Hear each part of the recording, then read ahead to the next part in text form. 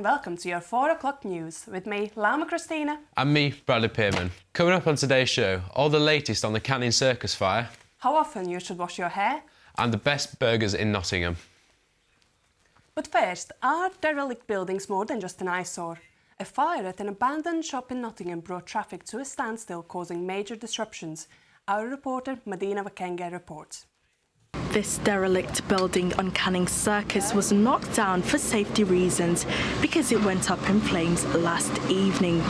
It caused major traffic disruptions for commuters travelling into and away from the city centre, both last night and this morning. 20 firefighters tackled the blaze overnight. It wasn't the first time a fire had broken out on the street. For some, derelict buildings are just a hazard waiting to happen. Clearly there's a big structural issue there. Structural integrity has been diminished substantially by the fire. And that means that materials can, fall off the building. People that then access the site illegally, or they trespass onto the site of a derelict building and try to clamber over it or disrupt the destroyed building materials, and they could cause themselves injury. So you have to seal it off to make sure you don't get any trespassers there. Unused buildings are often seen as a playground for antisocial behaviour or shelter for those sleeping rough. Derelict buildings can also cause the value of surrounding property to go down. It's can be quite disturbing almost to look at it. It doesn't say very much about the neighbouring vicinity. It impacts on values of properties near to it, because who wants to buy a house or who wants to lease a shop or an office building if there's a burnt out building 50 yards up the street? So it has a knock-on impact, really. Medina Wakenge reporting for CBJ News. A 28-year-old who worked as a cashier at a Nottingham supermarket has been found guilty of terrorism offences. Our correspondent Josh Wing has been following this story throughout the day and joins us now. So Josh, what can you tell us? Well, Ryan Council was found guilty of acts of terrorism by Woolwich Crown Court earlier today for having possession of material that could lead and aid to someone committing a terrorist offence.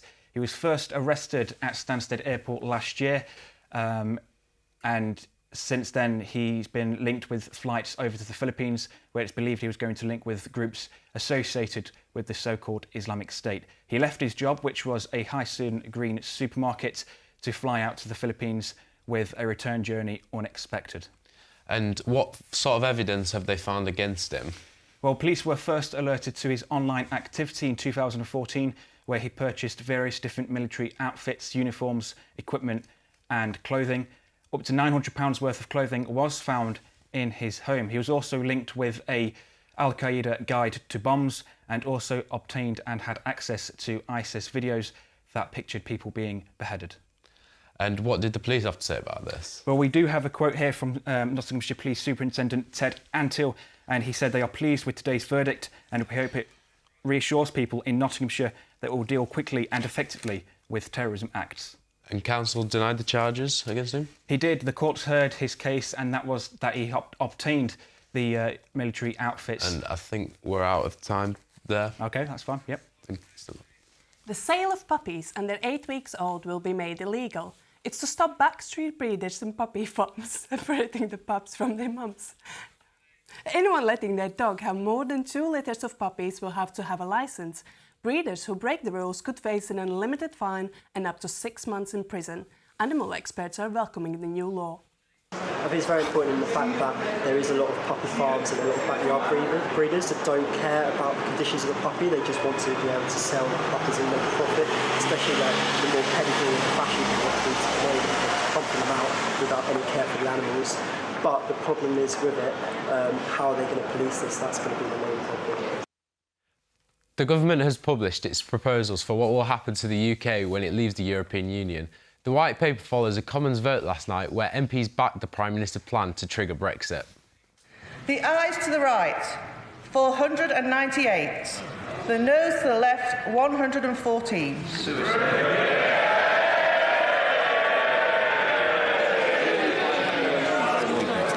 The ayes to the right, 400. 198. The noes to the left, 114. So the ayes have it. The ayes have it. With us now is our political correspondent, Charlie Richardson. So, Charlie, how did Nottingham's MPs vote? Nottingham's Conservative MP, Ken Clarke, was the only Tory that voted against Article 50. So did Labour MPs Graham Allen and Lillian Greenwood. However, Broxton MP Anna Soubry, who was a strong Remain campaigner, voted to trigger the article as she felt like she had to represent her constituents' views. Article 50 of the Lisbon Treaty is the mechanism which will take this country completely out of the EU. And what does that mean? Because no other country has ever triggered the article, there has been some confusion about the rules surrounding it. However, the Prime Minister has said that she will wait no later than the 31st of March. Once official talks have started, the exit should take 2 years, meaning we will be out no later than April 2019. There's still quite a bit of uncertainty about what will happen next, so we'll have to wait and see. OK, thank you, Charlie.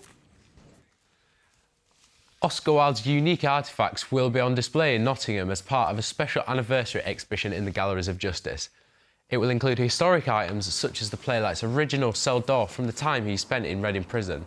Open to the public today, the showcase falls in line with LGBT History Month to create awareness. Could Nottingham be the home to Britain's best burger? One of the city's burger joints has made it to the finals of this year's National Burger Awards. Our reporter Eleanor Rice went down to Annie's Burger Shack to see how preparations are going. Annie's, a local hotspot for beers and burgers. It's another day in the kitchen, but on February 22nd, Annie will be making her way down to London to compete in the finals of the National Burger Awards. The burger nominated... North Carolina, and that's the one that's going in. It is our most popular burger.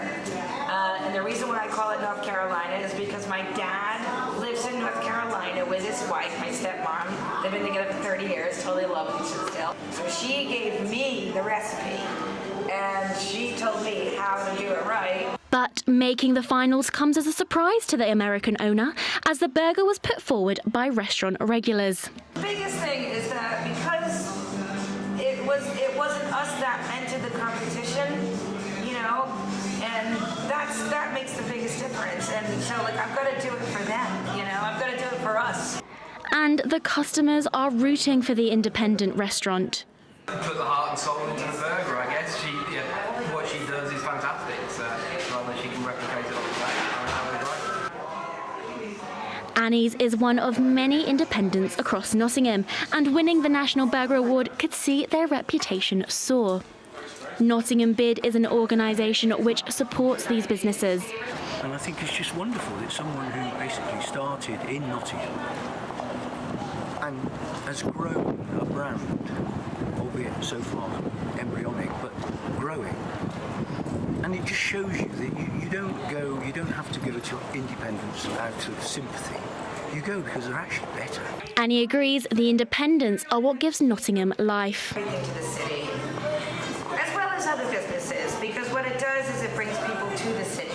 And if it wasn't for that, then, you know, what would be the point to the city?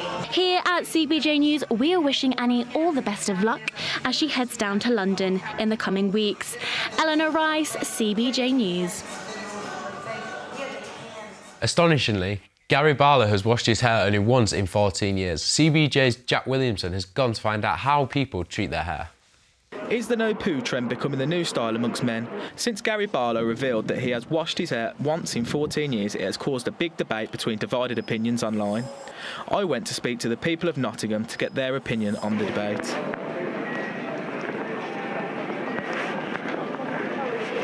Well, to be honest, I love my hair and I always have to wear a shampoo, conditioner. I often go to the shops and I always find like the nicest smelling conditioner, because you do, don't you? But I know a few people who do the same thing. I've got a mate who hasn't washed his hair in like 5 years. I probably wouldn't consider it myself, as my hair could get pretty greasy if I didn't wash it every day, but I mean, if people don't want to use shampoo, then it's up to them. Because I think you do need to wash your hair with shampoo to prevent things like dandruff and stuff like that.